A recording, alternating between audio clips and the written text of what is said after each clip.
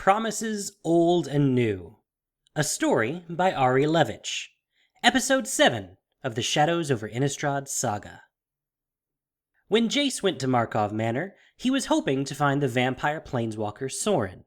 What he found, however, was a manor in ruins, twisted into impossible shapes, its inhabitants embedded in the masonry. For Jace, it meant the start of a new mystery. But what he didn't know was that he had just missed Sorin, and that this declaration in stone was meant for the ancient vampire. Sorin's past has come back to haunt him.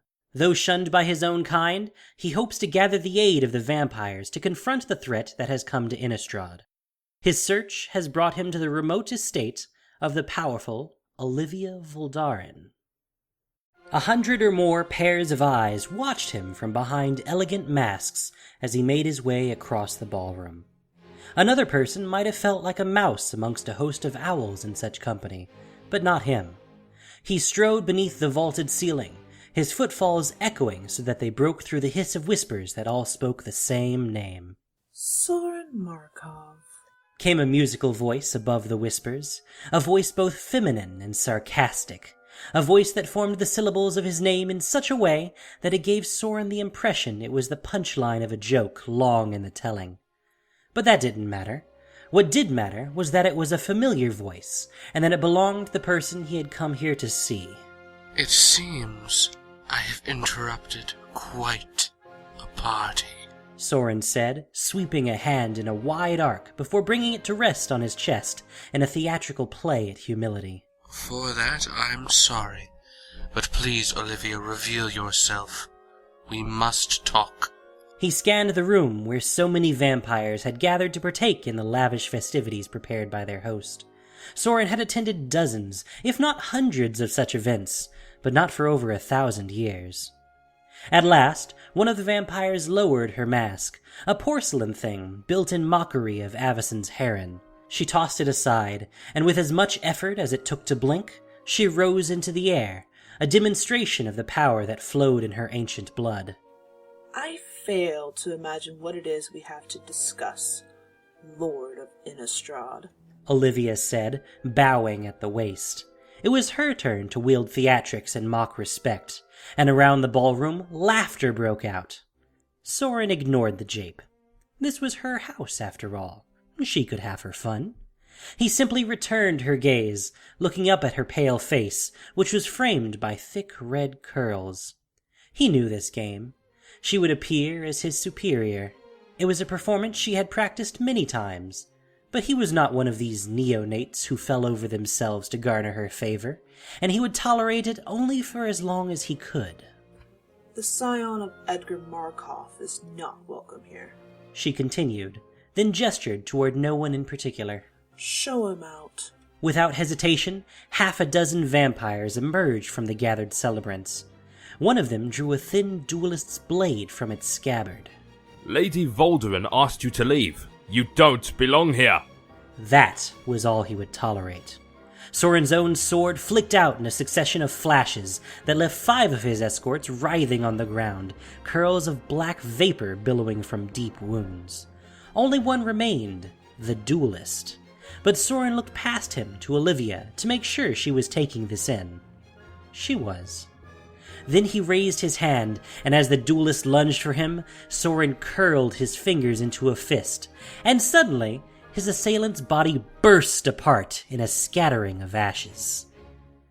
The room fell silent. He had their attention.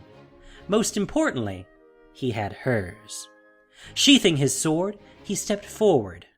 There was a reason for his visit, and however rotten it tasted to Sorin, he said, I have come for your help. Olivia's mouth widened into a smile until her lips parted to reveal teeth that had meant the end of countless human lives across the centuries. She floated down to him, her movements so smooth that the red liquid in her glass barely rippled. Despite the elegance of her gown, she was barefoot, just as she had been in Sorin's memory, ever the indulgent recluse. And now, as she drew close, her toes glided inches above the polished stone floor. Olivia looked Sorin over, tilting her head to one side, then the other, as though trying to discern Sorin's meaning on her own. My help? And here I was convinced that this would be an unpleasant visit. Sorin knew she would relish this, but he was growing impatient. Well, at least this will be a memorable party, she said, punctuating her remark by raising her glass and tipping its contents into her mouth. Then Sorin was forced to sidestep as Olivia moved past him. The crowd of masked revelers parted before the Voldaren progenitor, who nonchalantly waved a hand, an invitation for Sorin to follow. The pair of ancient vampires made their way through a succession of rooms that were each filled with party guests. In a dim study, Sorin observed a handful of vampires huddled at one end of the chamber, where a weak whimper, barely strong enough to garner attention, rose from their center. One of the vampires faced Sorin, and, blood running down his chin, hissed his irritation at the intrusion. Beyond him, Sorin glimpsed an outstretched arm with ribbons of red running down its length. Beyond the study, Olivia led Sorin into an enormous dining room, a long, cavernous hall with a dozen chandeliers spaced out over the expanse of an elegant table hewn of black wood. Around it, even more of Olivia's guests were gathered, feasting on the decadent foods and drinking their fill. It was a room Sorin remembered well from his visits here, and he knew that Olivia had taken him the long way here. She'd wanted him to see the feeding, wanted to flaunt it. She must have thought it would get under his skin. How little she understood. Out. Though it came off less a command and more as a playful suggestion, the feasters obeyed all the same. With their departure went the sounds of celebration.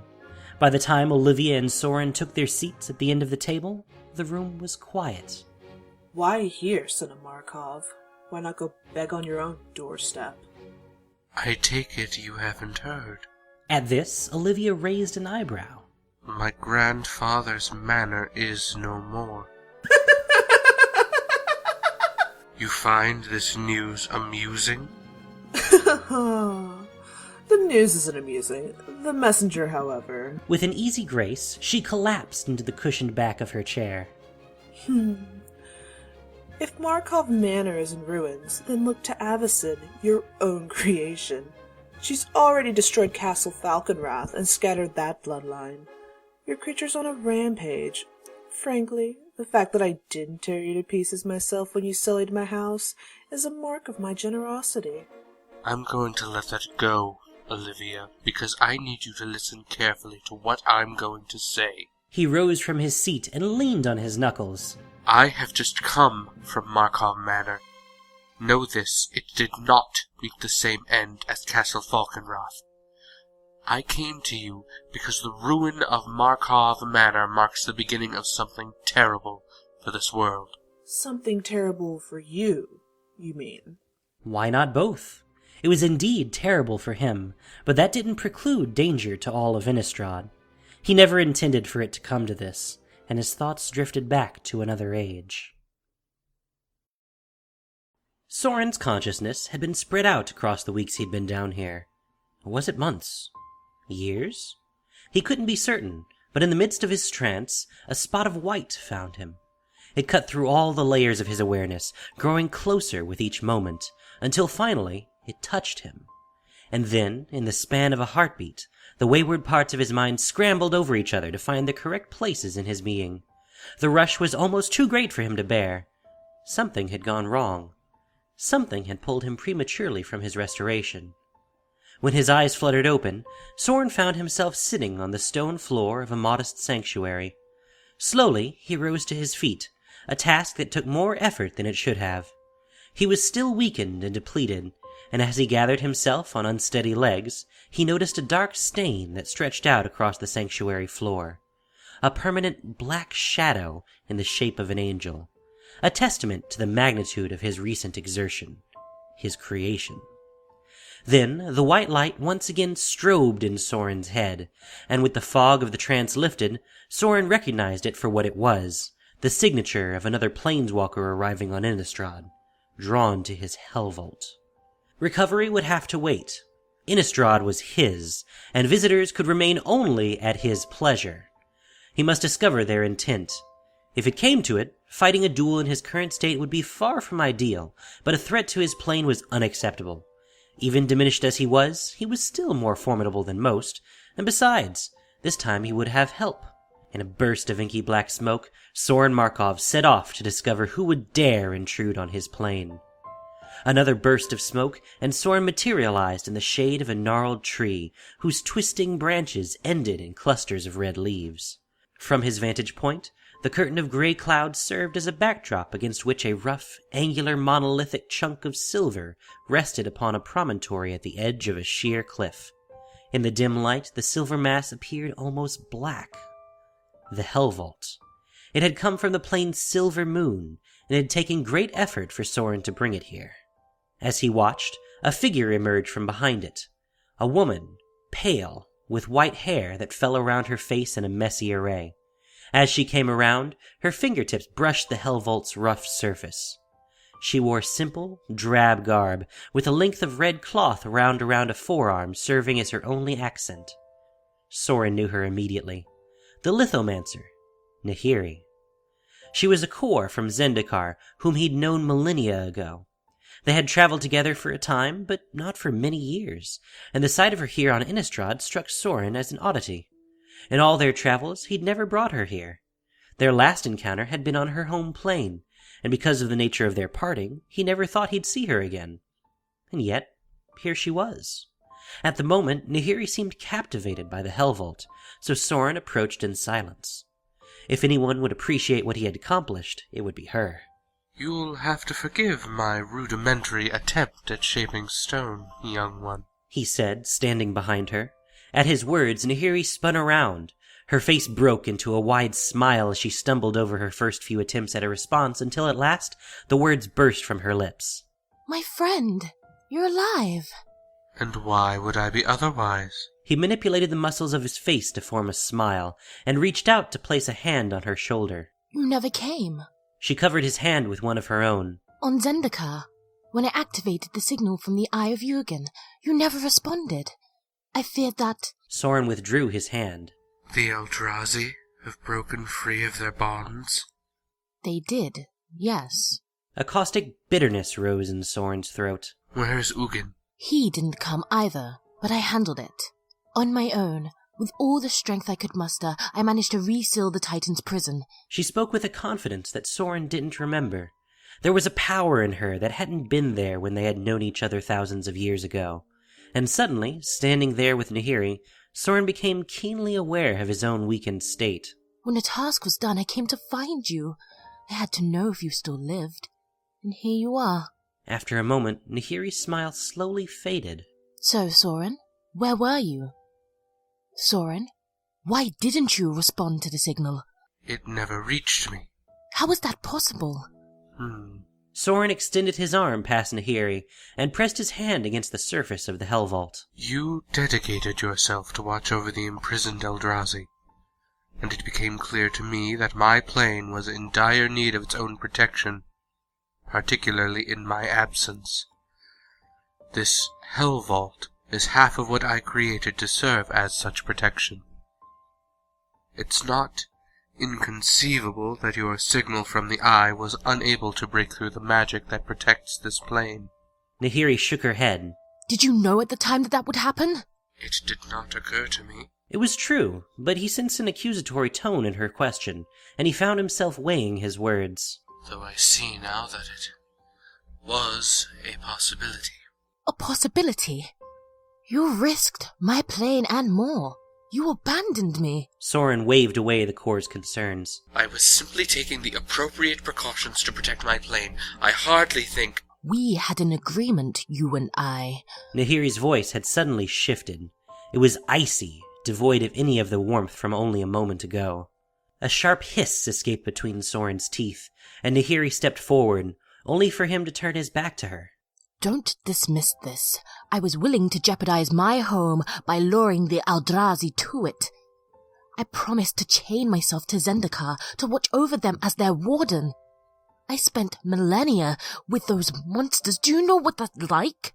As she spoke, the ground began to rumble. "All you had to do was come when I needed you." "Don't presume to own my actions." young one," Sorin replied, batting Nahiri's hand aside. "I am obligated to nothing. I owe you nothing. When your planeswalker spark first ignited, it was I who discovered you. I could have ended you there, but I spared you." He rounded on her, and suddenly his face was only inches from hers. In a whisper, he continued, "I took you under my wing and molded you into what you are. If you find it necessary to pester someone, go find Ugin. I have no patience for it." The earth lurched violently, and for an instant Sorin had to fight to keep from stumbling. Beneath Nahiri's feet, a column of bedrock pushed through the soil to carry her into the air. I am not going anywhere. Sorin picked up a crystal glass to inspect the ruby contents within. A thin film had begun to form across its surface. Between two pale fingers, Sorin twisted the delicate stem of the glass so that the film gave way and liquid sloshed freely. He raised the glass so that the light of the chandelier filtered through it, and he watched shapes of red light stretch out over the nearby place settings on the table. "Do you know why I created Avacyn, Olivia?" Sorin said at last. At the mention of that name, the smirk dissolved from Olivia's face, and Sorin took some amount of pleasure in that. "I created her to be this world's protector." Olivia clicked her tongue as Sorin sniffed at the blood in the glass before setting it back on the table. A protector? You dare come to my house and disturb my guests with this absurdity? It was her turn to rise from her chair. We haven't spoken since your treachery, since you shamed your grandfather's noble name. The fact that you sit here across from me at my own table is a shame that I will have to bear. But if you think I will tolerate your attempt at playing hero... "Are you finished?" Sorin interrupted.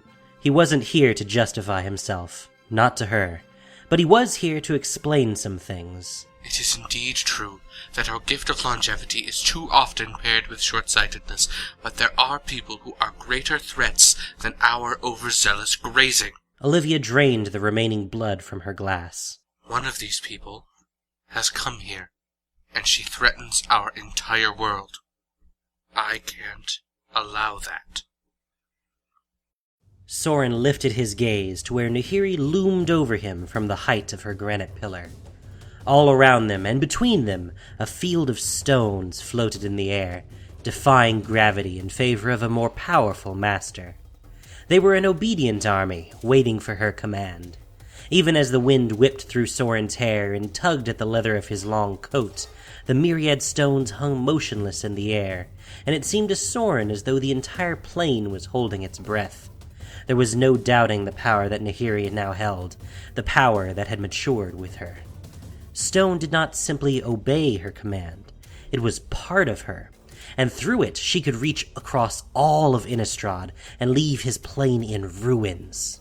The only stone that remained beyond Nahiri's influence seemed to be the Hell Vault, so Sorin had put his back to it to keep from being assailed from all sides. If he had been at full strength, he would have made short work of this whelp, but his energy was still spent, and as he leaned on his sword to keep from collapsing, he cursed himself. With a sound like snapping bones, Sorin watched as Nahiri's pillar rumbled into motion, carrying the lithomancer slowly toward him. The stones parted before her, and as she passed an elongated slab, she plunged her hand into it as easily as reaching into a pond. After a moment, the whole stone grew red and then shattered into a million pieces until all that remained was a fully formed sword in Nahiri's grasp. The blade still glowed, fresh from its stone forge, and Sorin found himself facing off against its white-hot point.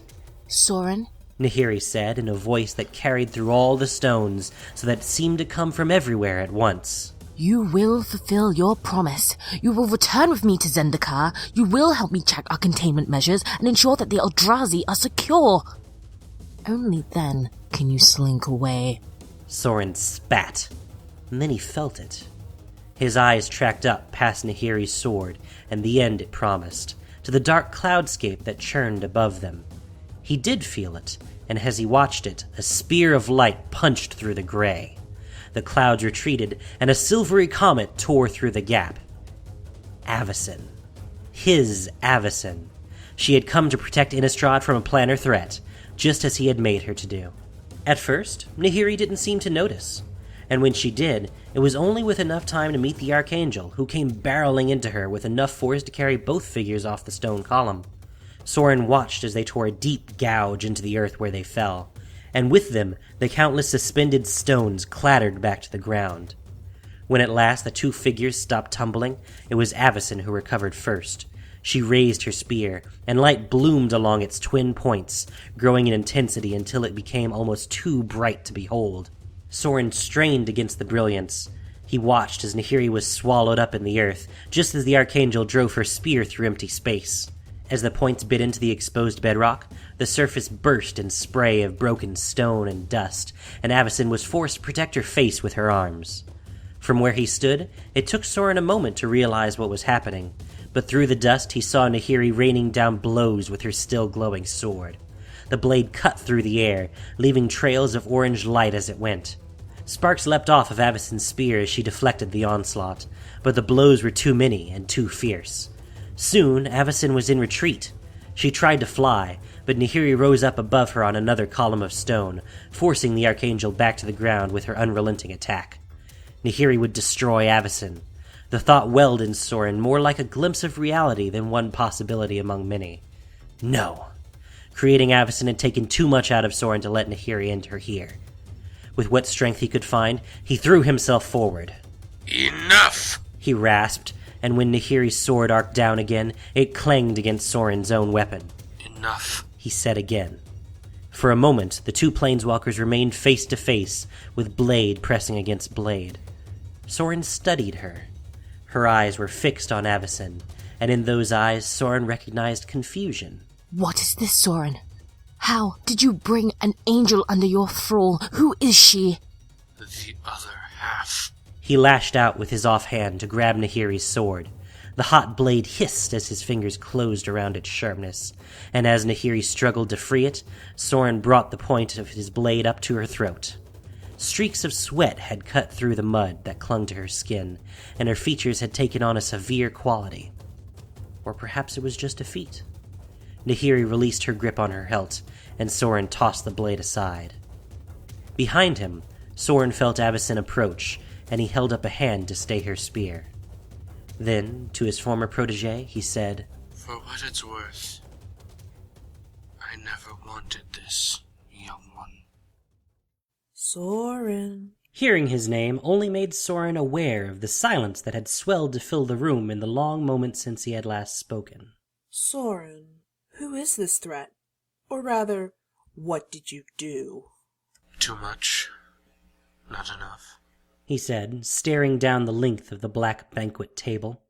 His mind was still replaying the events that had played out centuries ago. Come now, Sorin. You can't decide to become cryptic at the best part. Sorin turned to her, but said nothing, even as that smirk of hers found its way back onto her face. I must admit that you have piqued my interest. Anything that can get under your skin is most captivating. But you came to me, Sorin. So tell me, what can I do for you? In an instant, the fog of the past evaporated. Summon the might of your bloodline, Olivia. The remnants of the Markovs are already mustering. Together, our combined host can confront this threat. Why should I? Why shouldn't I throw in with this threat? Illuminate me. How do I benefit from... She stopped mid-sentence and suddenly broke into a laugh that seemed at odds with her melodious voice. Her eyes flashed with a frenzied glee that Sorin recognized as a look meant for prey. Oh, Sorin, she said as she regained her composure. I will help you. But first, you will help me.